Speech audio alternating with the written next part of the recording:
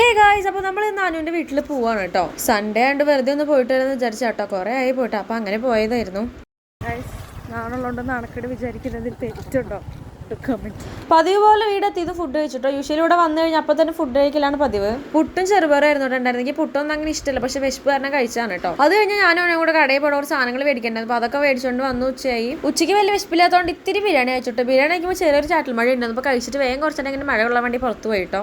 അത് കഴിഞ്ഞ് സംസാരിച്ചിരിക്കുന്ന ടൈമിൽ അമ്മൂമ്മ വന്നിട്ട് 2 മിഠായി തന്നിട്ടുണ്ടായിരുന്നു, അപ്പോൾ അതൊക്കെ കഴിച്ച് അവരുടെ പരദോഷണം കേട്ട് എങ്ങനെ ഇരിക്കുകയാണ് കേട്ടോ.